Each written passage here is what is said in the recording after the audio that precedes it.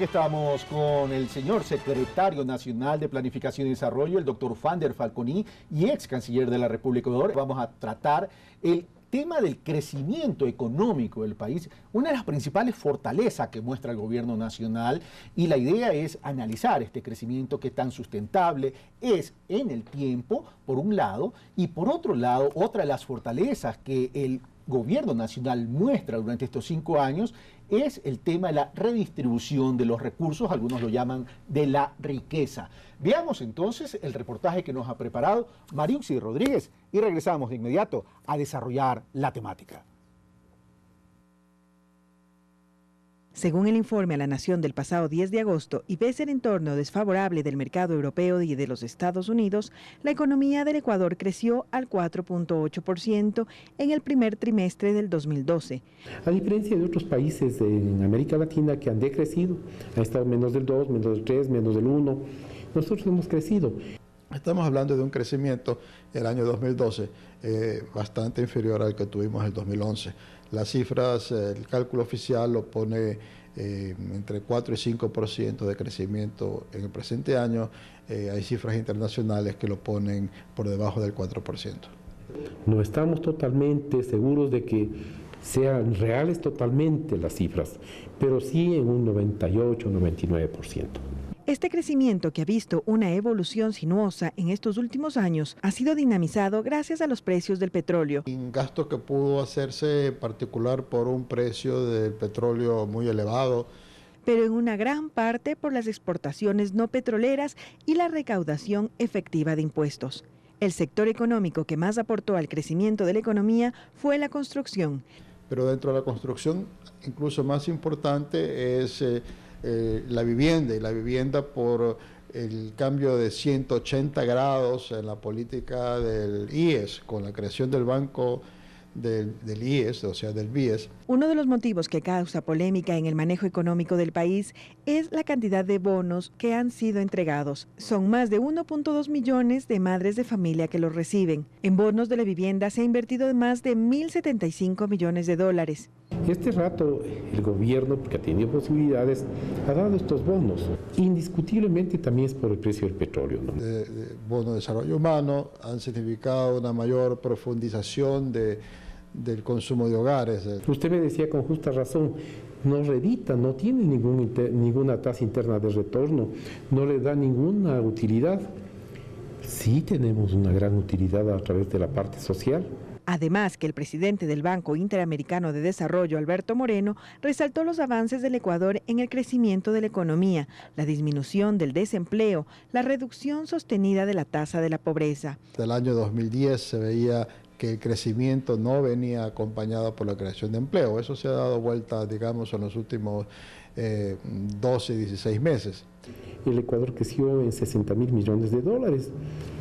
Eso tiene que haber repercutido en los índices de bajar la pobreza, de crecer el buen vivir. Este incremento del gasto público genera preocupación en varios sectores, ya que piensan que la liquidez del país está en peligro. Me preocupa que hay una tendencia hacia una desaceleración y sería bien el gobierno en poner en marcha políticas públicas que dinamicen la inversión privada. Y eso es, creo yo, lo que está faltando en el esquema de crecimiento económico del país. Se den más facilidades a la inversión. Creemos que eso falta un poco para que no se vea solamente que el Estado es el que está dando empleo, sino también el sector privado. Para Pulso Político, María Auxiliadora Rodríguez. Gracias, Mariuxi Rodríguez, por este reportaje. Bueno, comenzamos entonces con el desarrollo de esta temática del crecimiento económico, señor secretario. Definitivamente, el crecimiento económico y el desarrollo social son dos caras de una misma moneda. El tema es que el crecimiento económico apuntale un desarrollo social para ahí sí poder decir que ha existido una gran redistribución de los recursos a nivel de la nación ecuatoriana. Ahora bien, este crecimiento económico o este modelo ecuatoriano ha sido muy halagado internacionalmente por intelectuales, por economistas, etcétera, incluso por la CEPAL, lo pone como ejemplo.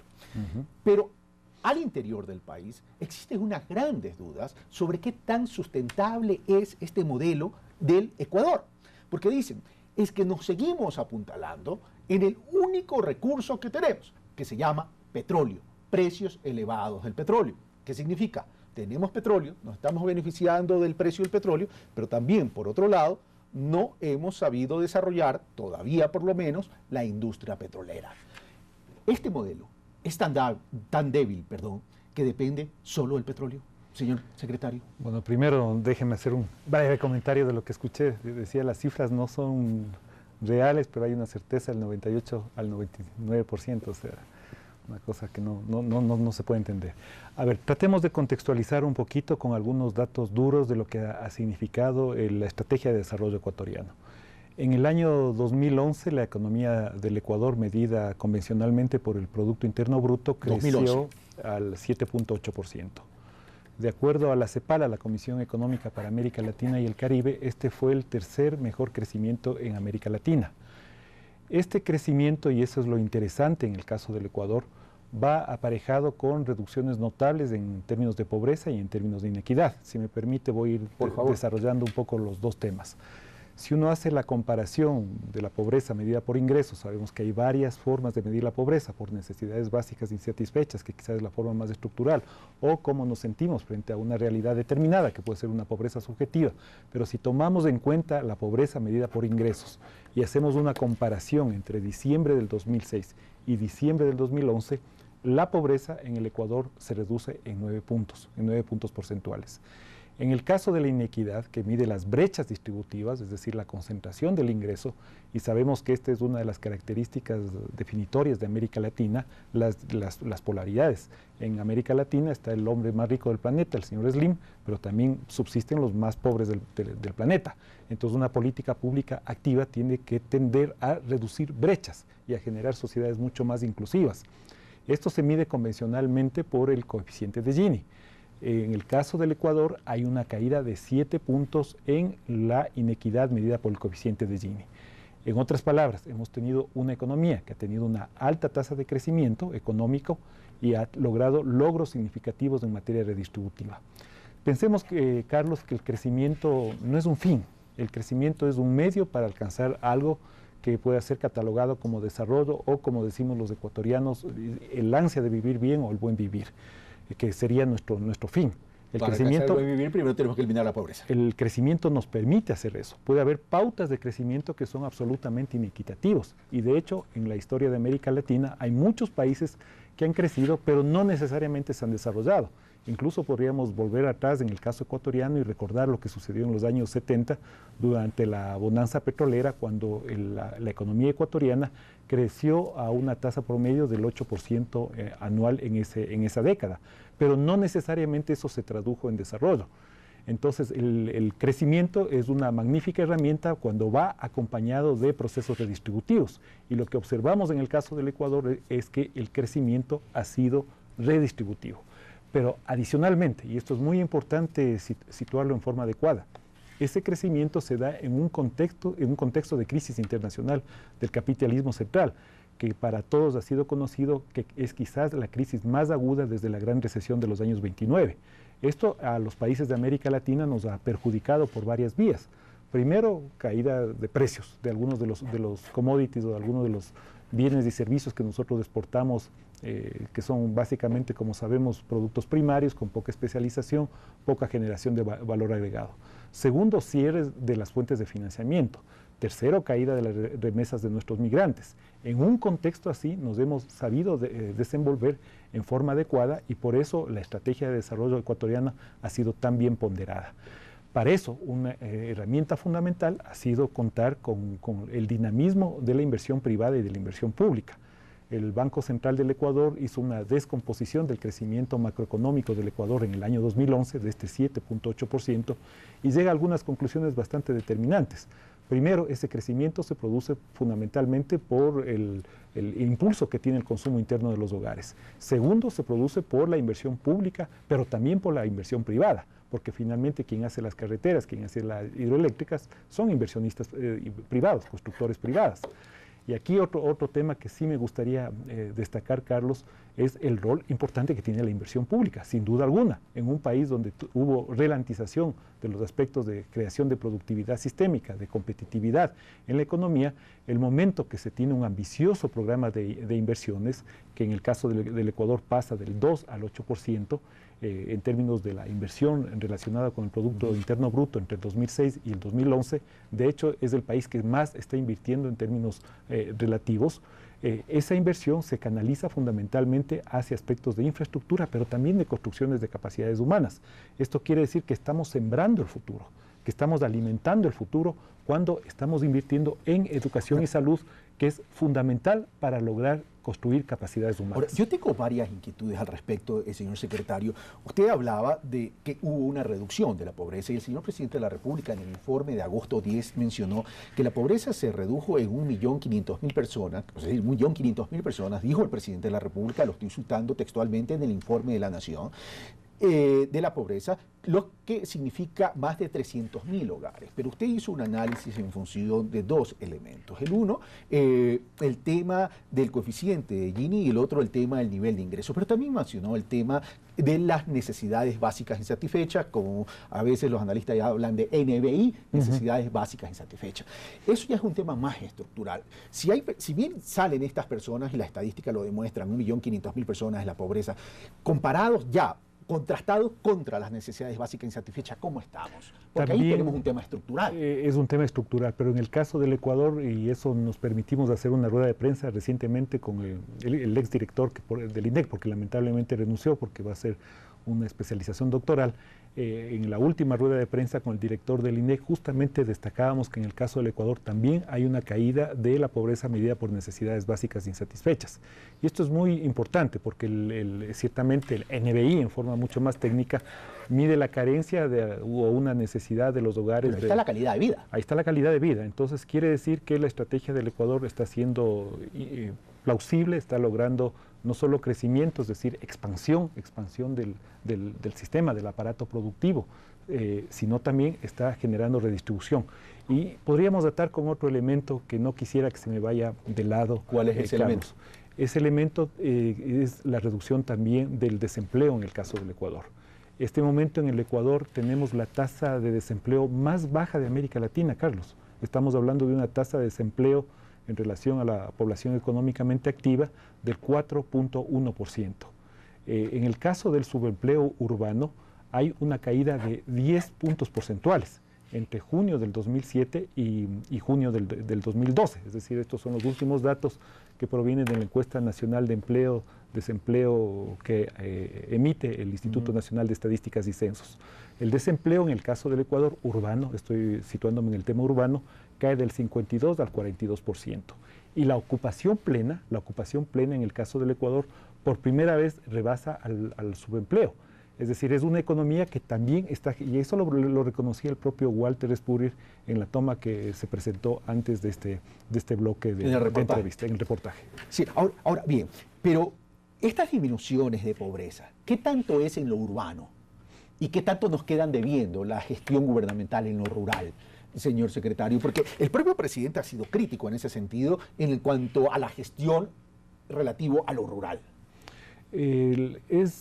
Los dos son sólidos, digamos, cuando son estadísticamente significativos, como se dice en estadística. Es decir, hay unas reducciones notables tanto en el tema urbano como en el tema rural.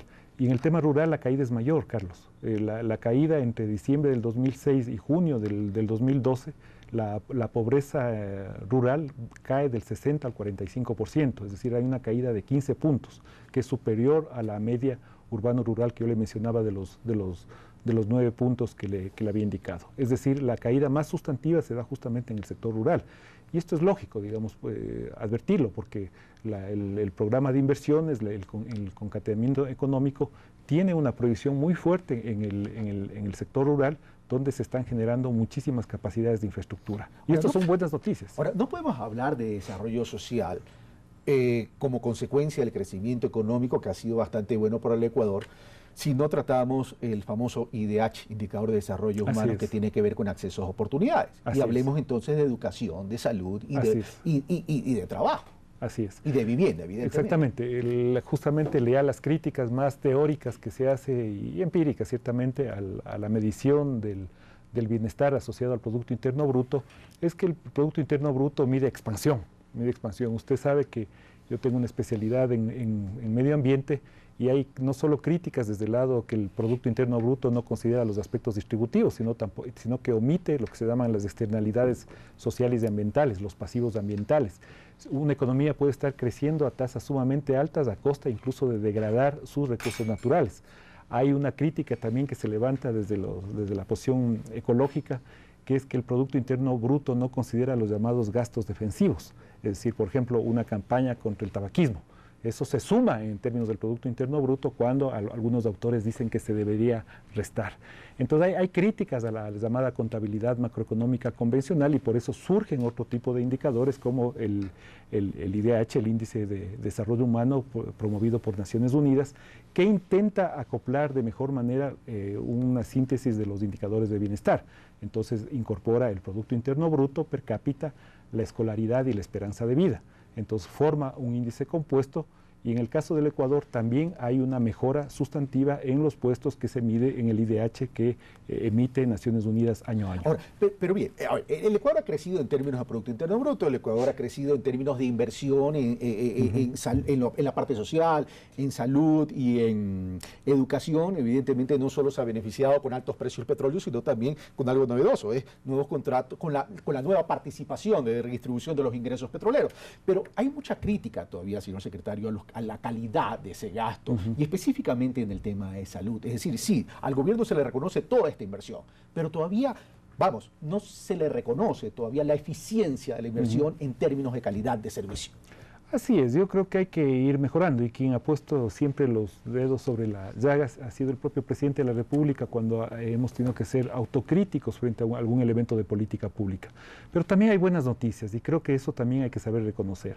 No solo que hay una mayor cantidad de recursos en términos de inversión pública, si uno mide, por ejemplo, por la inversión por habitante, en el caso del Ecuador pasa de $60 por habitante a cerca de $360 por habitante. Pero en términos cuantitativos, el tema es que hay que aterrizarlo en términos cualitativos. Exactamente, y hasta allá voy. Y le voy a presentar dos indicadores que son sumamente importantes ya para medir la calidad y la mejor ejecución. Uno tiene que ver con la composición de ese programa anual de inversiones. Para cerrar bien las cifras, el presupuesto general del Estado, en el caso del Ecuador, asciende a cerca de $26.000 millones. De ese presupuesto total, cerca de $6.000 millones es lo que se comprende como el programa anual de inversiones. El 90% del programa anual de inversiones en el caso del Ecuador está situado fundamentalmente en la creación de infraestructura productiva, le hace, por ejemplo, generación hidroeléctrica, y en la construcción de capacidades humanas, educación y salud. Quiere decir que hay una mejor focalización. Y la tercera gran noticia, es decir, mejor asignación, mejor distribución de esos recursos. Y el tercer elemento fundamental es la mejor ejecución, que tiene que ver con el acoplamiento entre planificación y ejecución. Por primera vez en junio del año pasado, el programa anual de inversiones del Ecuador se ejecutó en un 50%. Es decir, el semestre que marca los 6 meses implicó que se hizo una ejecución absolutamente adecuada, lo cual es un récord histórico en el caso del Ecuador. ¿El 50% del anual o el 50% de lo previsto para el semestre? El 50% del anual. Del anual, o sea, que la tendencia daría a entender que se va a cumplir al 100%. Al 100%. Eso es histórico en el caso del Ecuador. Es histórico en el caso del Ecuador y es una muy buena noticia porque quiere decir que hemos roto esas trampas. Usted recuerde que en diciembre el sector público, la burocracia, trataba de invertir lo más que se podía, teníamos una caída, unos baches en los primeros meses del año y de esa manera perjudicábamos la calidad de la ejecución de esa inversión pública. Señor secretario, el país es un país dolarizado. Y hace poco, con la medida tomada por el Banco Central de regular, controlar el movimiento de las divisas de entrada y salidas, se comenzó a hablar de la antesala de la salida a la dolarización. ¿Eso es un rumor irresponsable o es una ruta del gobierno nacional? Yo creo que hay mucha claridad respecto a la dolarización. El primer punto, me parece, Carlos, tiene que ver con que desde el inicio yo diría que cuando empezó este proyecto político en el año 2006, el proyecto político de la Revolución Ciudadana y el presidente de la República, en ese momento candidato, han sido sumamente claros en decir que el Ecuador no va a dejar la dolarización. El Ecuador no va a dejar la dolarización. Eso en primer lugar.